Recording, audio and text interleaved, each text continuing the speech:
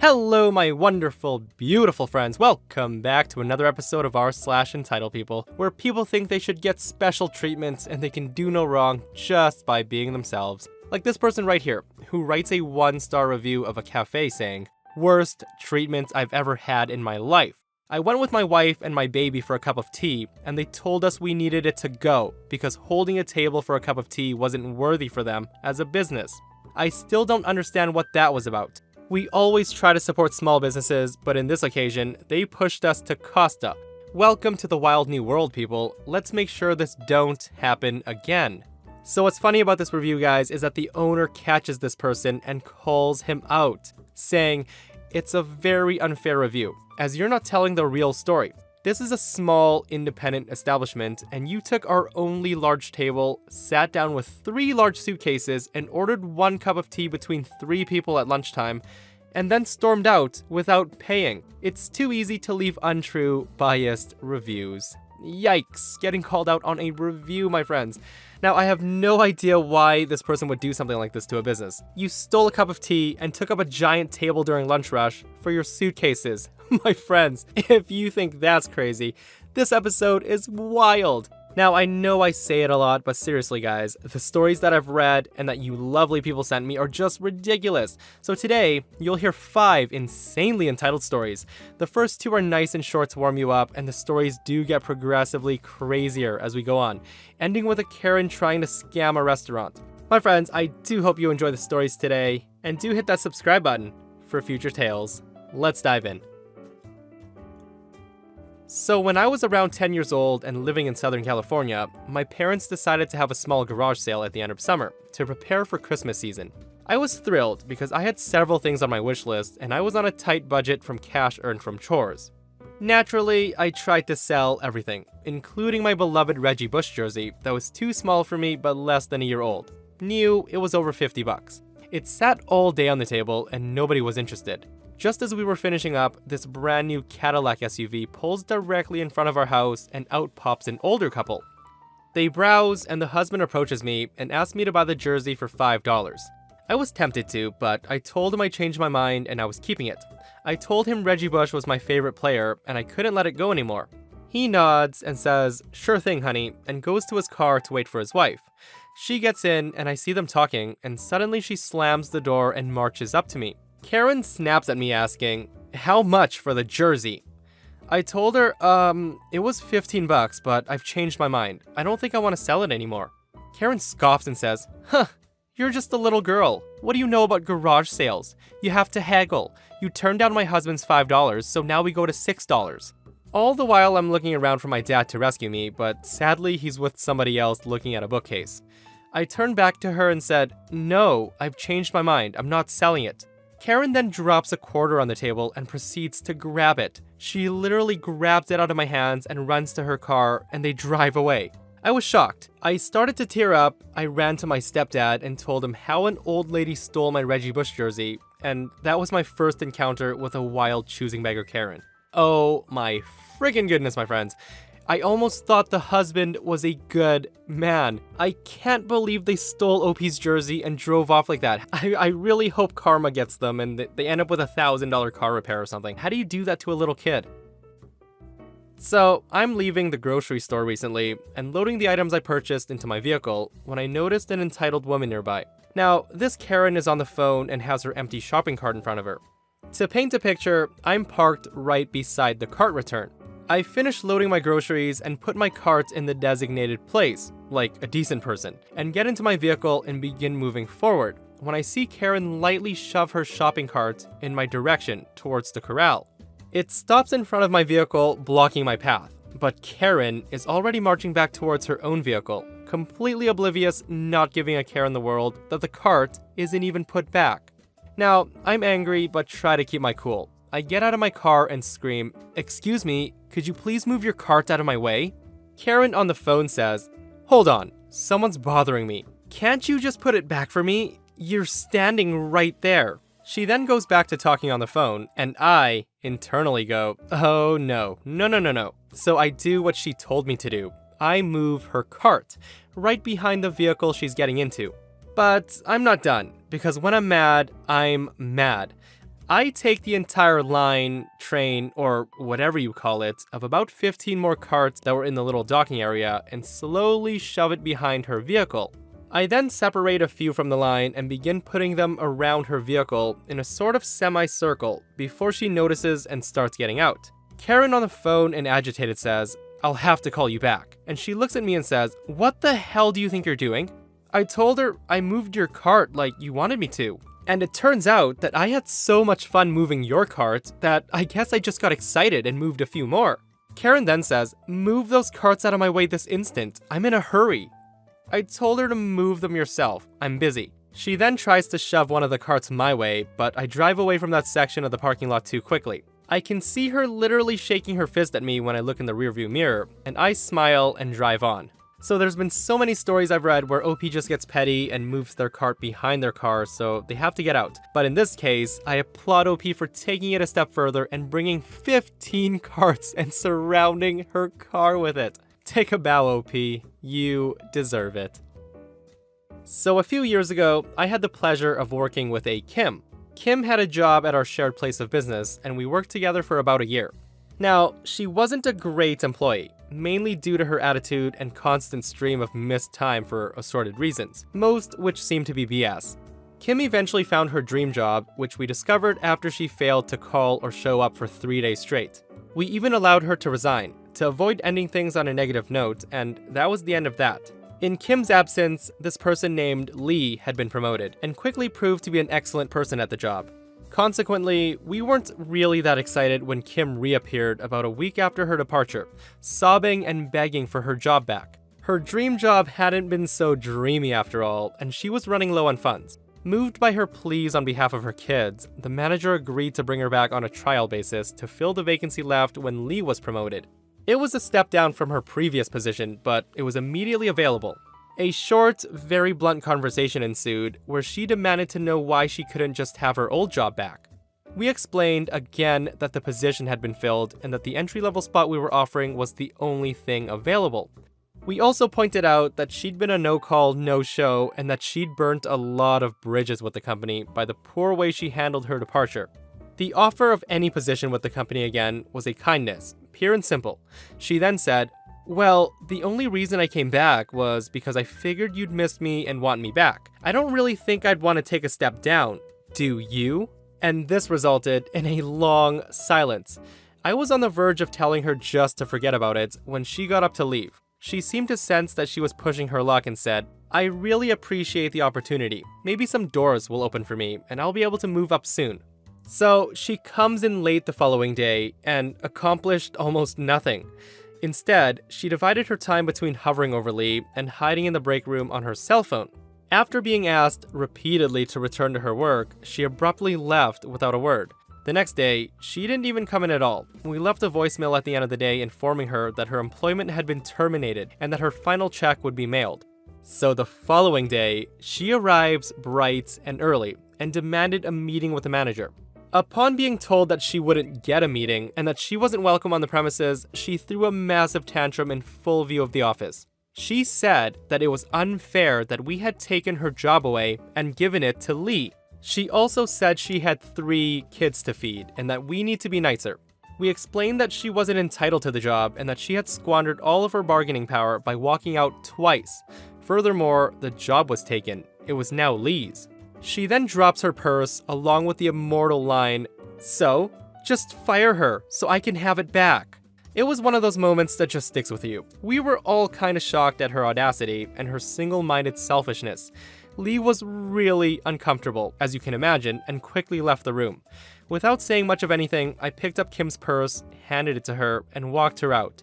She sat outside for a very long time. She then left and called back 6 months later and asked if we were ready to give her a fair chance. We declined. OP's place was way too kind to take somebody like Kim back, So just to recap, she quit, she burns all of her bridges, she was often a no-show, and she still had it in her mind that they should take her back and fire Lee. If I was Lee, I would have found it hilarious that somebody so crappy at their job wants me fired so they can take my position. Is she delusional? Like, yeah, you have 3 kids to feed, but you also quit and you're a really crappy employee. What really scares me is that she calls back 6 months later and asks to be given a fair chance. I really hope she's not holding out for this job. It doesn't look too good for her. So, in my late teens, I met a girl who I swore was the one. At the time, she was the first girl I've ever dated, and that I had an actual relationship with. I was very young and very naive. She was the first girl I've ever said I love you to, and I kinda thought it meant it was a forever deal. Things were awesome for a couple of years. Then she starts a second job at a liquor store to make some extra money. I totally supported her on that one. I was still living at home with my mom, and the construction job I worked at definitely did not pay enough to move out and afford a car. With her working 2 jobs though, we could definitely afford a place of our own. After a few months of working this liquor store job, she started to act different. It didn't ring any massive alarms, but she had bought a car and started to give one of her male coworkers a ride home after her shift was over. I thought nothing of it. It was what it was. So, I found out from not only her coworkers, but her best friends that she had been cheating on me with this guy once they left work. When I confronted her about it, she cried and denied it. I was in love though, and I believed her. I thought it was just jealous rumors. A friend of mine brought up going to Mexico for a guy's trip. Now, I had never been on a plane before, let alone been out of Canada, so I was all over that. I had a bit of money saved up from work, so the 4 of us went without my girlfriend. While in Mexico, I cheated. I guess I was trying to get back at her. When I got back to Canada, I felt so guilty that I went right to a jewelry store and bought an engagement ring. It's so stupid. Yes, I Chandler binged it. She said yes, and life was all good again. We were engaged for a year and a half. She was still living with her mom, and I was living with my mom. During this time, she broke up with me 4 times over the dumbest stuff. We broke up a total of 4 times. The first 3 times, things went okay after. The final time we broke up, I was out of town on a business training course. I called her from my hotel on Valentine's Day, asking how she wants to celebrate. And she says, "We need to talk." That's how she starts every breakup. By this point, I was done. She said she didn't know if this is what she wanted with her life, yada yada yada. I agreed. I didn't want a girl who was gonna break up with me every time she was upset. I told her to come over when I got back and bring me the ring, and I'll give her whatever she left at my mom's place. Simple. Yes? Not so much. And this is where she goes stupid. She shows up to my mom's house with her mom in tow. She gives me the ring. I hand her some clothes she left, some shampoo, a copy of the Notebook on DVD that I paid for, and she looked confused. I asked her what the problem was, and she looked me right in the face and said, "Shouldn't I get more?" Now, I thought I misheard her. I asked her what she meant, and she says, "Well, we were engaged, so I think I should get more stuff. I'm entitled to half." I burst out laughing. I'm not even kidding. As heartbroken as I knew I was gonna be over the next little while, this was the moment that I had 0 love or respect for her. We talked for a bit with her mom, who also said that she was my ex now and was entitled to more than just her belongings. They started to walk around my mom's house, pointing at things and saying they want this, they want that, etc, etc. After about 5 minutes, I kicked them out. My last words to her as she stood by the front step looking like she wanted to fix things was, "Bye, good luck, you're gonna need it, both of you." They said they were gonna call a lawyer and sue me for everything I've got. They never did though. Bullet successfully dodged. And to this day, it still floors me. How do you think you deserve my mom's belongings, especially when we don't even live together? Epilogue. I still talk to her mom and brother once in a very blue moon. My ex is now a drug-addicted prostitute who's in and out of prison and living on the streets. When we were together, she was mildly straight edge. She even refused to try pot with me and rarely drank. When her brother tells me stories of finding her sleeping in alleys and complaining about the government spraying meth into the air to kill homeless people, it floors me. At this point in my life, I feel nothing but pity for her, and that's about it. I still can't fathom how the hell she went left as hard as she did. It's so unfortunate. My friends, I did not expect that story to take such a dark dark turn at the end. So what floors me the most is that her mother believed that OP's ex-fiance was entitled to all of his stuff, or half of his stuff, half of his mom's stuff. It totally sounds to me like it might not be mama's first rodeo. As trashy as it sounds, guys. To think you can go to someone's parents' house, a parent's house, and start pointing fingers like, I want this, I want that. It's ridiculous. Now, I remember one of my coworkers going through a divorce, and his wife literally took almost everything from him. He was telling me it got to a point where she even wanted half a bag of blueberries in his freezer. Like, is that what it is? Some people get that petty that they want to split half a bag of blueberries. Guys. I work at a place that sells sandwiches, and we deliver. Today, we were extremely busy during lunch rush, and as a result, delivery times were a little slow. We were making sandwiches as fast as we could, but there were way too many orders. Our in-shop line of customers was literally out the door. On top of that, we were understaffed because 2 employees had quit.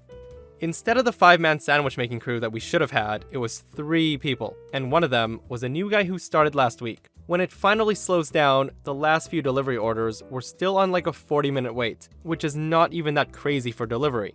A lady comes in, and while she does not have the "can I speak to your manager" haircut, she's making a face. Anybody in the service industry knows the face. Total Karen. I know this is gonna be something stupid right away. Karen says, I ordered a delivery for 3 sandwiches and it never showed up. We are hungry. We've been waiting for an hour. Now, this is perfectly possible as it's been a hectic morning and mistakes do happen. I told her I'm so sorry about that. Can you give me the name and address on your order?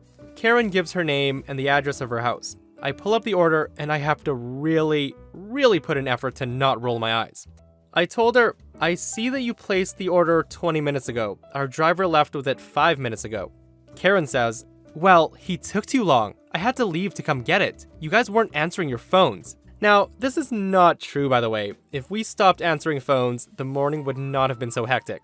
I said, okay, well, we can make your order now for you and waive your delivery fee since you came to get it. Karen says, what are you gonna give me to make this right? Now, I'm thinking, I said I would give you the food and the delivery fee. What the hell else do you want? I told her I'm sorry, but I'm not authorized to fully comp any meals. She huffs and stands there at the counter while we make her food. We give her the food and she leaves, and I text the driver telling him that he can skip that order and move on to the next one, since she already came and got it. Now, the story should end here, right? Wrong. So 15 minutes later, we get a call asking where the delivery is. I get the name and address, and I was very surprised to hear that it was Karen again. I double-checked twice, and it was the same name and address. Now, at first I thought that maybe somebody else had overheard Karen order and came to make a fake complaint and get free food. I said, oh, sorry, there must have been some sort of mix-up. I just had a woman come in saying that this was her order, and we made her the food and canceled the delivery. Karen screams, that was me! You said the delivery driver was on the way. Where is he? Now, I told her, let me get this straight. You came to pick up the food, and I gave you the money for the delivery back and gave you the food. But you were still expecting us to deliver it? Again? For free? Karen says, yes! To make up for me having to leave and get it. I told her, miss, you didn't have to come get your food. You chose to. It was already on its way. If you wanted it delivered, you should have waited for the driver. Karen then says, can I speak to your manager? Now, in my head, I'm thinking, oh, lady, you absolute fool. Don't you know? And I told her, I am the manager. I then hear a click. I guess she didn't want to talk to the manager, huh? I have never heard anything like that before. Karen was definitely trying to pull a fast one on that place. Sneaky, sneaky Karen. Good thing OP caught it. And that, my friends, brings us to another end of our /EntitledPeople. Guys, we survived. Yet again. If you enjoyed today's stories, do hit that thumbs up. And if you missed the last episode, a super entitled mother-in-law throws away OP's chemo pills because she thinks medication is fake. Check it out if you haven't, and I'll see you guys in the next one. I love you.